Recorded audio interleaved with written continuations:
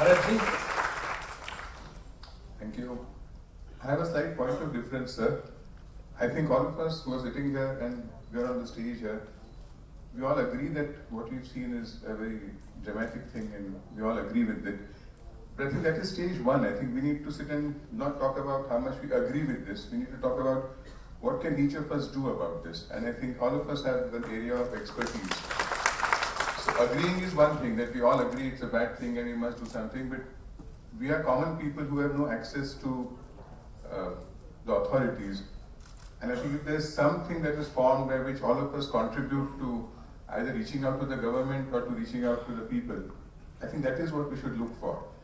We had started a thing called Bombay First, which was about liaising between the government and the people.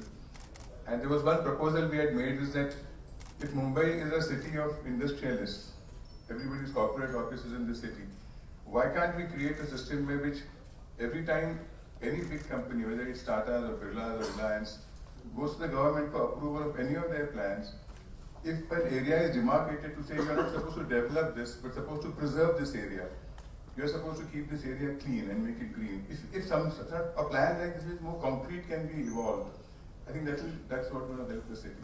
And I think we should all aim for that. Mr. Bharat has raised a very important point which we will take after Javed Sahab says or tells us about his views. We will certainly dwell on what to do next and how to move forward and what will be our action plan for the future in our opposition to the present development. Why don't we request the current government जो है कि जैसे आपने अभी एक presentation दिया, वो भी हमको presentation दें, public को presentation दें, कि उनके plan ऐसा क्यों है? देखिए हमारा mind हमेशा open रखना चाहिए. अगर वो समझा पाए हमको कि भाई हमने ये plan इसलिए बनाया है, उसकी ये फायदे हैं, तो फिर हम समझ सकते हैं कि वो सही कह रहे हैं, गलत कह रहे हैं. तो कम से कम जैसे रिपोर्ट बनती है, कॉमन मैन समझ नहीं पाता, पढ़ नहीं पाता, वो पब्लिकली अगर इस रिपोर्ट को लोगों को साधारण भाषा में समझाएं कि हम ये करना चाह रहे हैं, ये हमारा फ्यूचर है, तो we should invite them to keep a public presentation जिसमें वो हमको समझाएं, जिसमें डायलॉग हो सके, जिसमें आप भी अपने सवाल उठा सकें.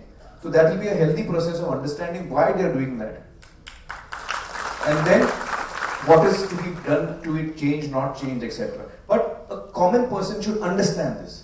There should be an effort. I would request the present government to make the effort to reach out to people, ताकि उनको समझा सके कि उनका ये प्लान है और क्यों है. तो फिर लोगों के सजेशन आ सकते हैं जो सही हो सकते हैं, उसमें हम ठोस कदम ले सकते हैं.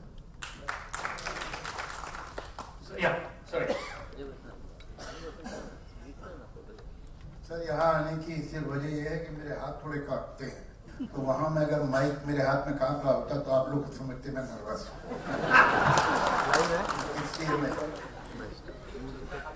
मुझे याद पड़ता है, इस साल मुझे पूरे 50 बरस हो गए मुंबई आए हुए. मैं अक्टूबर 4 को आया था. ये शहर क्या था, धीरे धीरे क्या होता चला गया, ये भी हम देख रहे हैं. इसमें इंडिविजुअल एफर्ट मेरा हो, आपका हो, वो भी कोई मामूली चीज नहीं है. अलग अलग भी हम बहुत काम कर रहे हैं, कोशिश करते हैं. मुझे राज्यसभा में भेज दिया तो जो भी छोटा मोटा मैं कर सकता था, यही कर सकता था कि भाई जो फंड दिया जाता हमको, वो अपने इस शहर को, जिसने हमको इतना दिया है, उसे हम भी तो कुछ तो, जो कि कुछ भी नहीं है. सच पूछिए तो ऐसा समझना कि कोई बहुत बड़ा काम कर लिया मैंने, ऐसा नहीं है. हमारे इंडिविजुअल्स के एफर्ट्स भी इम्पोर्टेंट हैं. हम लोग से पूछे कोई कि आप अपने देश से प्यार करते हैं, तो हम सब कहते हैं करते हैं. तो ये देश कहाँ है जिससे हम प्यार करते हैं? हमारे सामने एक जो घर की गली है, जो नुक्कड़ है, जो चौराहा है, जो हमारा कंपाउंड है, देश में नहीं कहीं और है. अगर हम देश से प्यार करते हैं तो इस जगह का ख्याल क्यों नहीं हमको? ये हमारे हिस्से का देश है. लेकिन उसके बावजूद भी मैं आपको कहूंगा कि इंडिविजुअल एफर्ट्स की एक लिमिट है. हम लहरें बना सकते हैं, लेकिन administrator, builder, lobby, bureaucracy, politician, ये टाइडल वेव्स हैं. ये जब आती हैं तो जो हमारी छोटे मोटे घिरौंदे बने हैं वो भी बह जाते हैं. तो जब तक हम अकेले तो नहीं लड़ सकते, लेकिन किसी सरकार, किसी एडमिनिस्ट्रेशन, किसी पार्टी की हिम्मत नहीं हो सकती हमारे खिलाफ जाने को, अगर हम सब एक हों।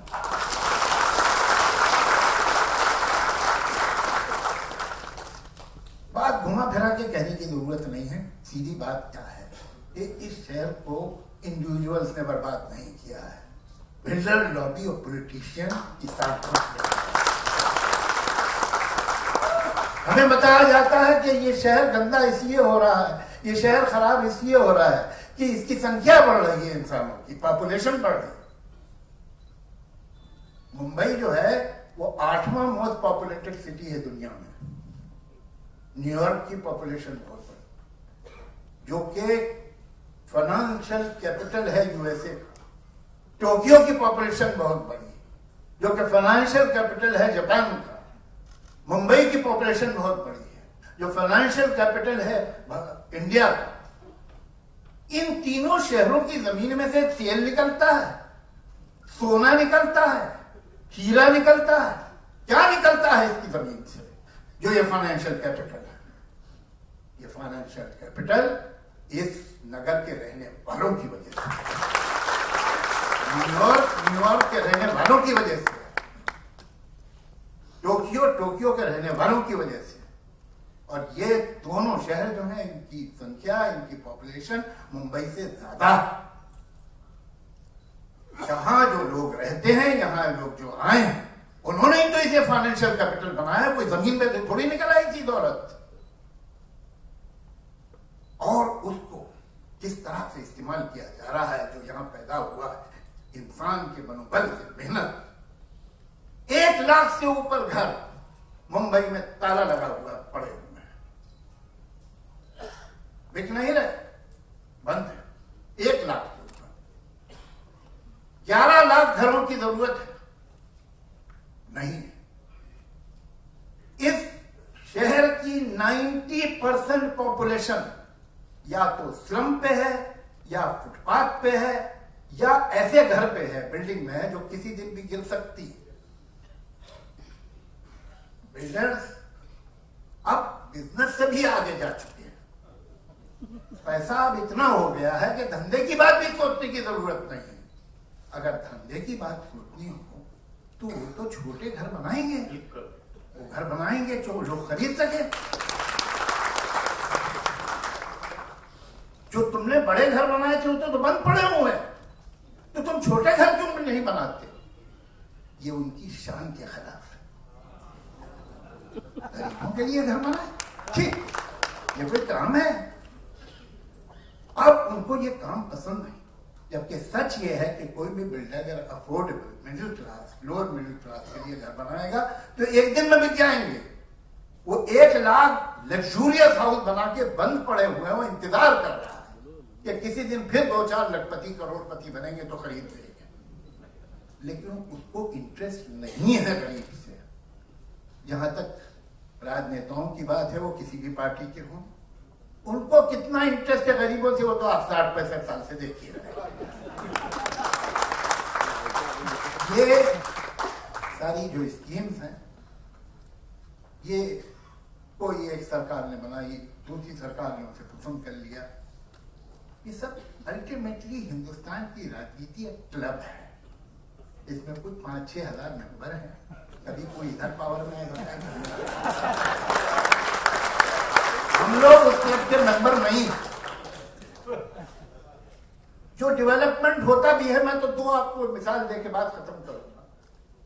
सही कहा आमिर साहब ने, मैं भी उन्हीं की तरह ना आर्किटेक्ट हूं, टाउन प्लानर हूं, लेकिन एक बेसिक कॉमन सेंस की बात होती है। एक मिलन सिनेमा के सामने एक फ्लाईओवर बनाया गया। वो फ्लाईओवर इसलिए बनाया गया कि बहुत बड़ी जूहू की, अंधेरी की, विलेपार्ले की, सांता क्रूज की आबादी शाम को जाती है मुंबई की तरफ, डाउनटाउन। अब वो फ्लाईओवर जो बना है, जब आप उस पे से उतर रहे होते हैं तो आप मुंबई की तरफ नहीं जा रहे होते, आप उधर जा रहे हैं। और आपसे पूछे कोई कहां जा रहे हो भाई, जा इधर रहे, मैडम मैं वहां जा रहा हूं, और वो वहां खत्म होता है। जहां वो है एयरपोर्ट का एरिया, कि आप वहां पर ट्रैफिक जैम करवाएंगे। मैं गया, अस्थाना साहब क्या डेजिग्नेशन था उनका,